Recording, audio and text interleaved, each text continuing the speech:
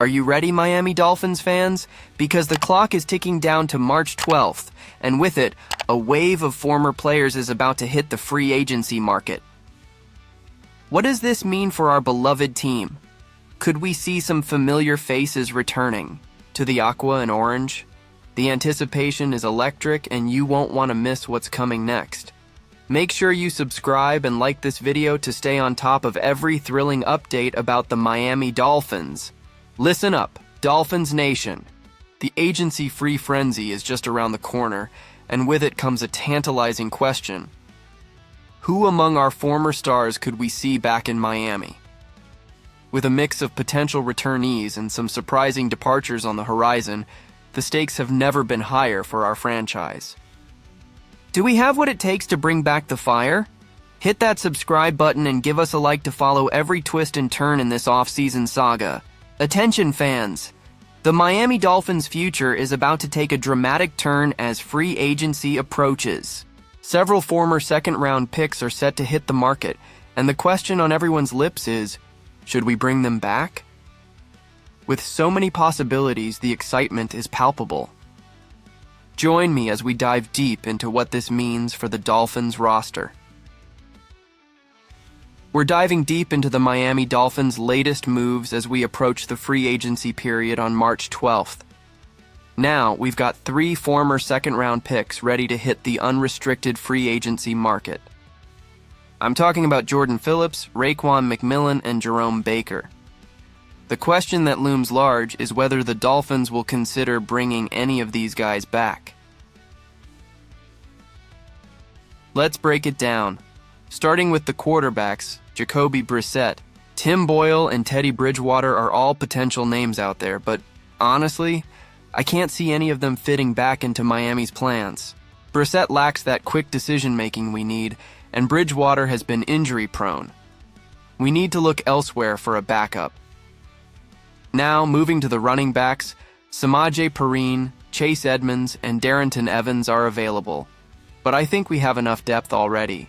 Running backs are a dime a dozen, and we shouldn't waste our resources here. When we look at wide receivers, Mac Hollins is intriguing. He's got that special teams value, and if the price is right, why not? But Trent Sherfield? I think he's unlikely to return. Tight ends, Mike Gesicki and Hunter Long are out there too, but Gesicki's last season in Miami was forgettable, and Long didn't impress much either. On the defensive side, Jordan Phillips and others might just be too old for what we need. We need fresh talent, not aging players looking for one last ride. And let's talk about Igbinoghene. He's the name everyone's buzzing about. After a decent season with the Commanders, he might just stick around there. So, do I believe these are the right moves? Honestly, I'm torn. What direction are we heading in? It's crucial for us fans to engage with these decisions, and you? What do you think? I want to hear your opinions down below. Are you ready, Dolphins fans? March 12 is just around the corner, and with it comes a wave of former Miami players hitting the free agent market. Will we see some familiar faces back in aqua and orange, or is it time to turn the page? As the Dolphins weigh their options, the excitement is building. Make sure you subscribe and hit that like button to stay in the loop on all the latest moves.